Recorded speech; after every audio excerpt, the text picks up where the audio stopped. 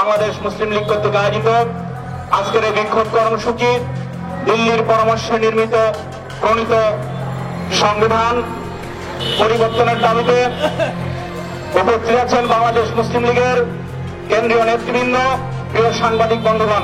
ছাত্র জনতার রক্তক্ষয়ী বিপ্লবের মধ্য দিয়ে একটি বিপ্লব সূচিত হয়েছে।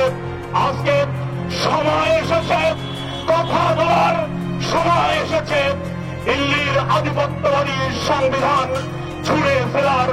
কেন আপনারা জানেন যে সংবিধান প্রণীত হয়েছে একটি বিদেশি রাষ্ট্রকে সুবিধা দেওয়ার জন্য।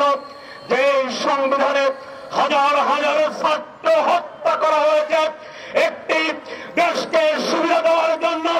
যে সংবিধানের রক্ষকবচ শেখ হাসিনা এদেশের মানুষের অর্থ সম্পদ লুট করে এদেশের মানুষের গলায় হিন্দুস্তানি আধিপত্যবাদের নিকৃষ্ট গোলামীর জিঞ্জির গলায় পরিয়ে দিয়ে বিগত 15টি বছর রাষ্ট্র শাসন করেছে।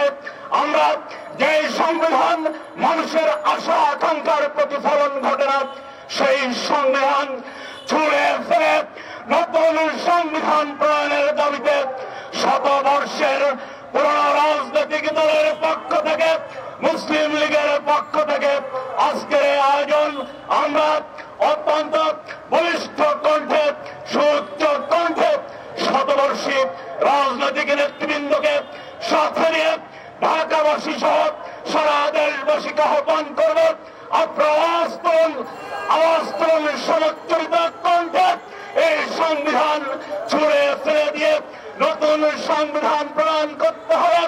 যে সংবিধানে 24-এর যে রক্তক্ষয়ী বিপ্লব হয়েছে এই বিপ্লবের আশা আকাঙ্ক্ষার প্রতিফলন হবে।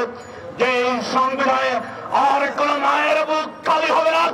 যে সংবিধানে প্রতিনিয়ত হিন্দুস্তান যে আমাদের সীমান্তে গুলি করে মানুষ হত্যা করে, গুলি করার আর কোন সাহস পাবে না।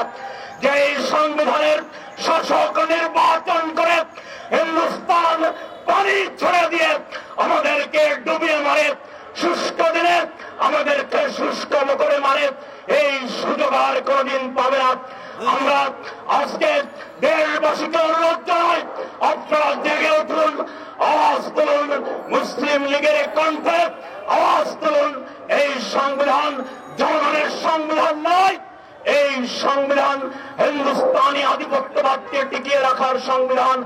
অনতিবিলম্বে জন আকাঙ্ক্ষা পূরণের জন্য এই নতুন সংবিধান প্রণয়ন করতে হবে। প্রিয় বন্ধুগণ, এ পর্যায়ে বক্তব্য রাখার জন্য অনুরোধ করছি